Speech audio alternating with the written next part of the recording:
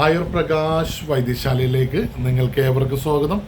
ഞാനിന്ന് നിങ്ങളെ പരിചയപ്പെടുത്താൻ പോകുന്ന മെഡിസിൻ പൈൽസ്, അമിതമായിട്ട് ബ്ലഡ് പോകുക, ചന്തിയുടെ ഭാഗത്ത് ആ ഉള്ളിലുണ്ടാകുന്ന തടിപ്പുകൾ വീർത്തിരിക്കുക, സ്ത്രീകളിലും പുരുഷന്മാരിലും ഇന്ന് അനേകമായി വരുന്ന ഒരു രോഗമാണ്. അതുപോലെ മൂത്രമൊഴിക്കുമ്പോൾ ചൂട്, എരിച്ചിൽ, പുകച്ചിൽ, അങ്ങനെയൊക്കെയുള്ള പ്രശ്നങ്ങളൊക്കെ ഉള്ള ആൾക്കാർക്കും അസ്ഥിയൊരുക്കമുള്ള ആൾക്കാർക്കൊക്കെ നല്ലതാണ്.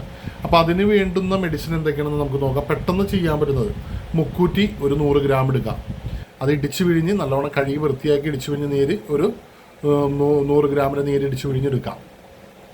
അത് കഴിഞ്ഞതിന് ശേഷം ഒരു 50 ഗ്രാം കൊടുവേലി ചുണ്ണാമ്പിലിട്ട് ശുദ്ധി ചെയ്തെടുക്കുക, പുറന്തൊലി കളയുക, ഗ്ലൗസ് ഇട്ട് കളഞ്ഞതിന് ശേഷം ഒരു 50 ഗ്രാം കൊടുവേലി ശുദ്ധി ചെയ്ത് അതിൻ്റെ നീരിടിച്ച് പിഴിഞ്ഞ് അതിലേക്ക് ചേർക്കാം.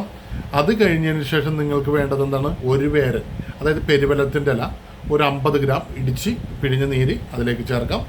ഒരു കഷ്ണം ശർക്കര എടുക്കാം. വലിയൊരു കഷ്ണം ശർക്കര എടുത്തിട്ട് പാവ് കാച്ചി മണ്ണ് കരിഞ്ഞ് മണ്ണൊക്കെ കളഞ്ഞതിന് ശേഷം അതിലേക്ക് ഒഴിച്ച് കുറുക്കി നല്ല രീതിയിൽ കുറുകി വരുമ്പോൾ നിങ്ങൾ നല്ല മുറുക്കമായിട്ട് വരുമ്പോൾ അത് ഇറക്കി താഴ്ത്ത് വെക്കാം.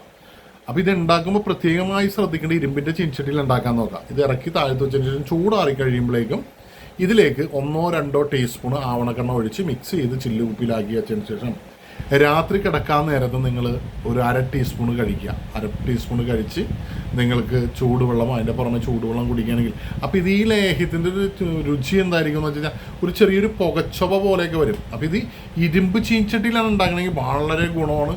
ഇരുമ്പ് ചട്ടിയിൽ എല്ലാവരും ഉണ്ടാക്കാൻ നോക്കാം. അപ്പോൾ ഒരു പുകച്ചൊവ പോലെ ഇരിക്കുന്ന ടേസ്റ്റ്, നല്ല കറുപ്പ് കളറായിട്ട് വരികയും ചെയ്യും. അപ്പോൾ ഇത് എല്ലാവരും കഴിക്കുക. അപ്പോൾ പ്രത്യേകമായി ശ്രദ്ധിക്കേണ്ടത് മത്സ്യമാംസാദികളും ഗ്യാസ് പിടിക്കുന്ന ഭക്ഷണങ്ങളൊന്നും തന്നെ ഉപയോഗിക്കാതിരിക്കുക, ഇറച്ചികളൊക്കെ ഉപയോഗിക്കാതിരിക്കുക.